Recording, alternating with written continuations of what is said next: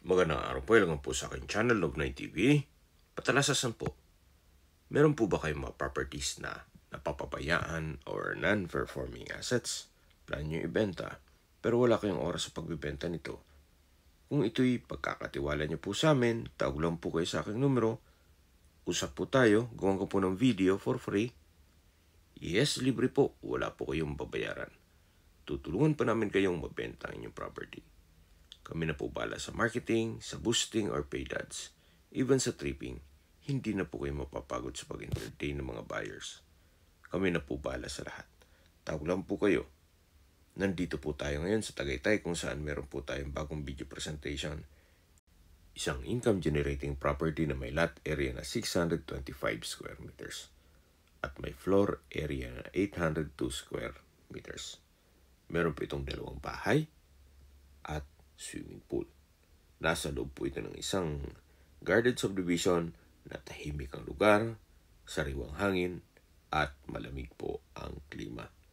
Ang subdivision po ay along Santa Rosa, Tagaytay Road. Kada bahay po ay meron pong 3 kwarto o 3 bedrooms each house at mga 3 to 4-year-old na po itong property.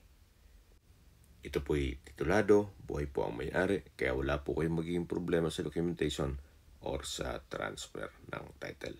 Nakabakod na po buong property, naka-landscape na rin po ang paligid nito. Modern design po itong bahay, kaya napaganda at napakaliwalas.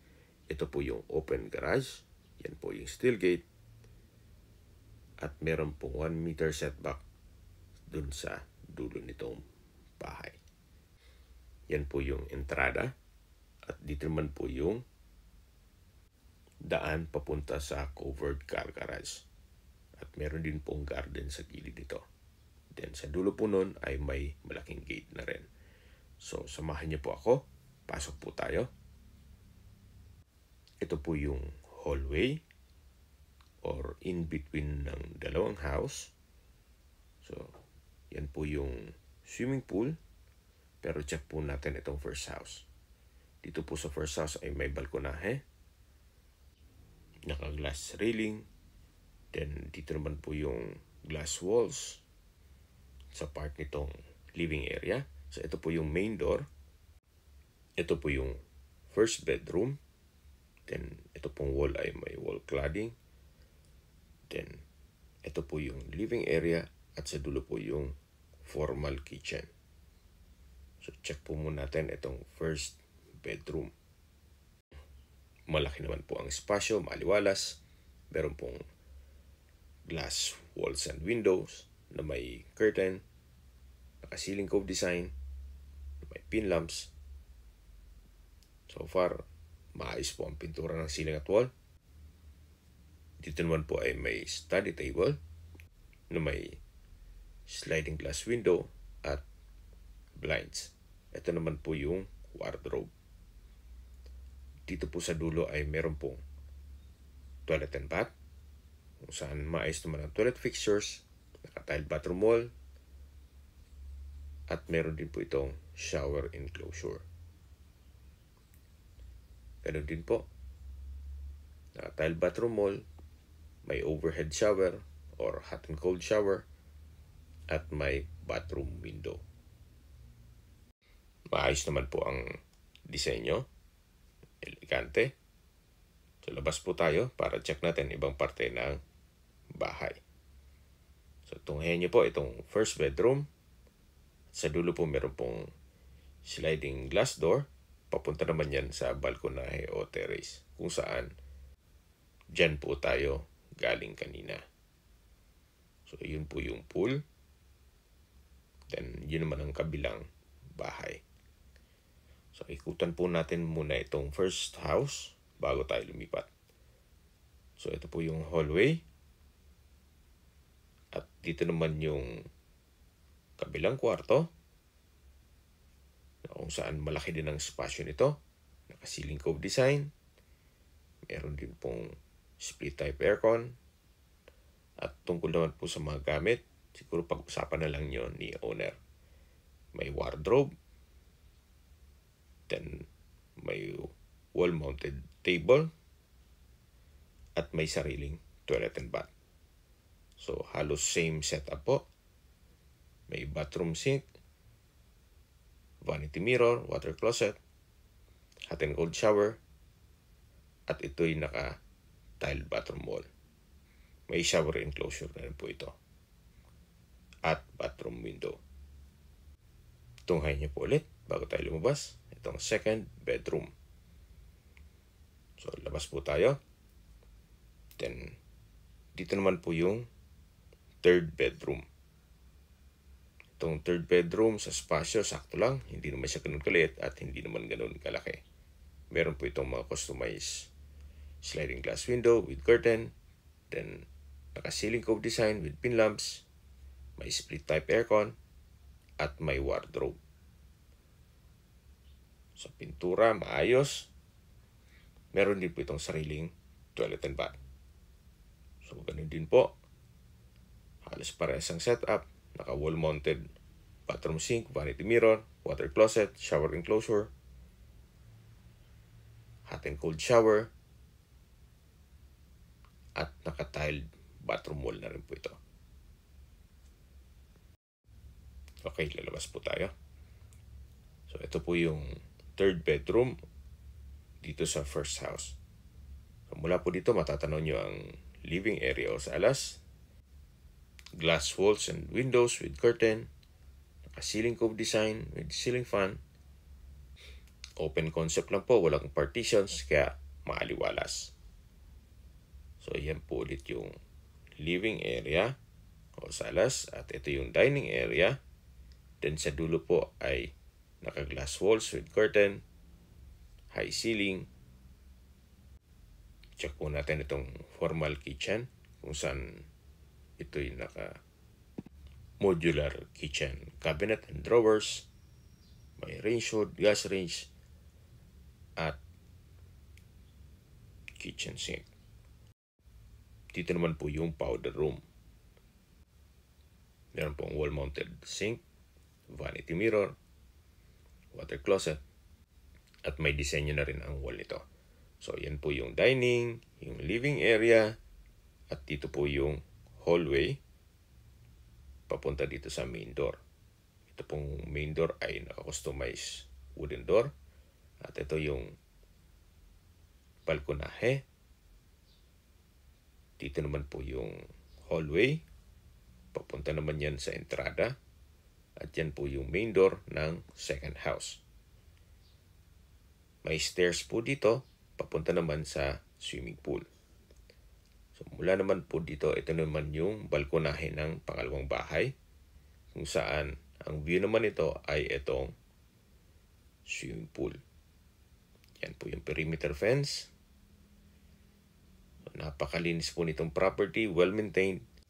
Kaya ito'y ready for operation para sa Airbnb.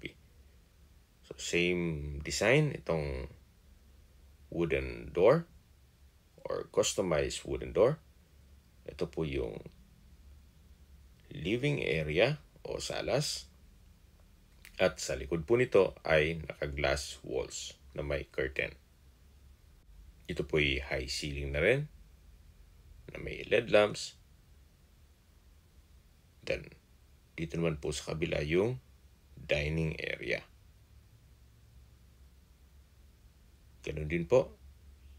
Naka-ceiling cove design, glass walls and windows from floor to ceiling na curtain.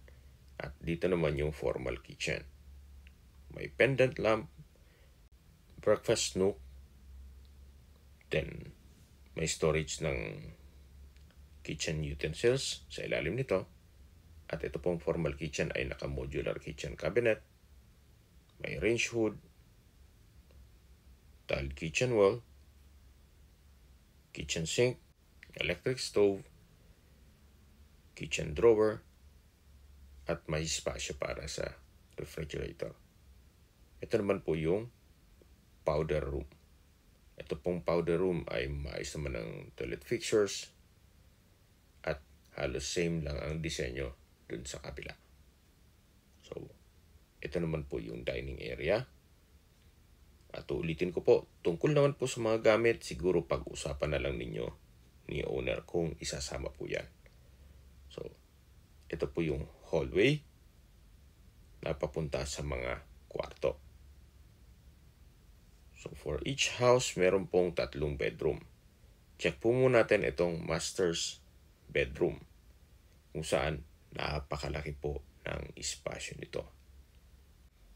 Naka-ceiling cove design, may LED lamps, then customized glass walls and windows with curtain.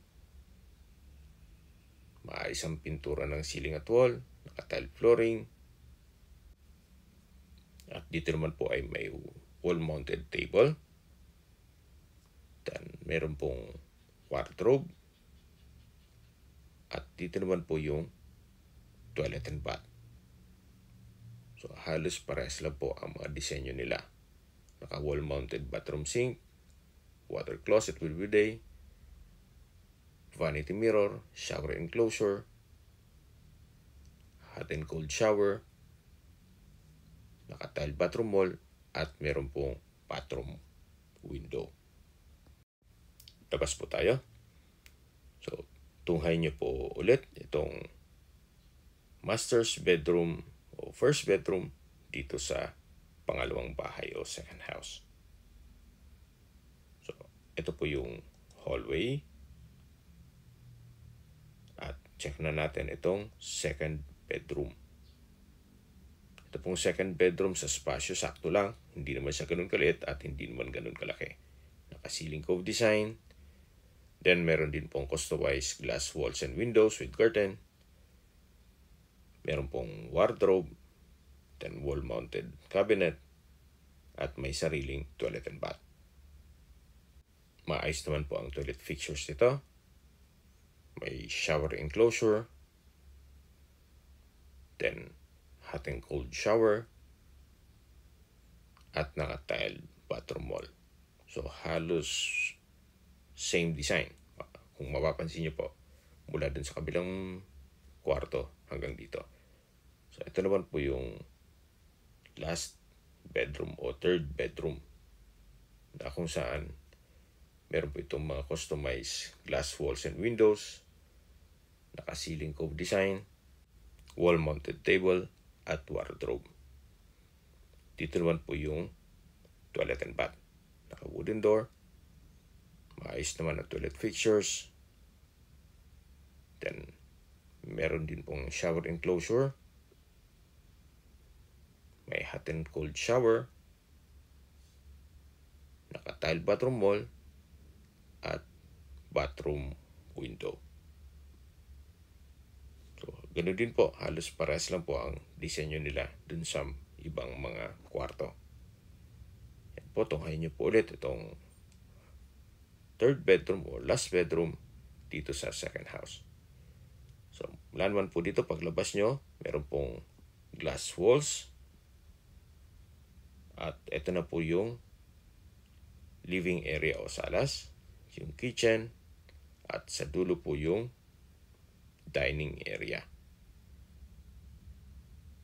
Ito po yung main door. Matatanaw nyo naman yung kabilang bahay. Ito po yung entrada. At ito po yung hagdan papunta dito sa swimming pool. Ang kagandahan po sa mga ganitong property ay hindi natutulog ang pera nyo. Ito'y income generating. Especially pag pinasok nyo sa Airbnb. Hindi na po kayo magse-set up o kung ano man ng sakit sa ulo sa construction. Ang kulang na lang po dito ay inyong supervision. Gawa ng all set na po. At tungkol naman po sa figures, kung magkano kita nito, siguro pag-usapan nyo na lang ni owner. Pero pag peak season o bare month, hindi po nababakante ito. Then, meron pong garden set dito with umbrella. Ito naman po yung shower room at banyo na naka-glass door o frozen glass door. May hot and cold shower. dito naman sa kabila yung banyo, kung saan meron itong water closet with bidet. Then, meron din po mga disenyo sa gilid nito. At ito yung naka-frozen glass door. Ito naman po yung dirty kitchen. Covered na rin. May kitchen countertop with stainless sink. Then, ito po yung property line kung saan ito yung naka-concrete fence. Then, meron pong malit na gate dito. Ito naman po yung likod ng first house. Lahat pong kwarto ay meron pong mga split type aircon. So, kada bahay po or each house has a steel gate or garage. Yun nga lang, dito sa first house, ito'y open garage na kakasya ang dalawang SUV. Yan po, tunghayan nyo po itong harapan ng bahay. At kung saan, dyan po tayo galing kanina. Dito po tayo pumasok. At dito po yung tinutukoy ko na entrada. Yan po yung hallway na diretso yan sa swimming pool. Meron pong garden dito. At yan po yung perimeter fence. At ito naman po yung glass wall sa part ng dining area o kitchen. May ilang steps na hagdan po dito. Napapunta naman dito sa covered garage o sa basement. Napakalaki pa po ng espasyo dito. Pwede maging function hall kung may occasion.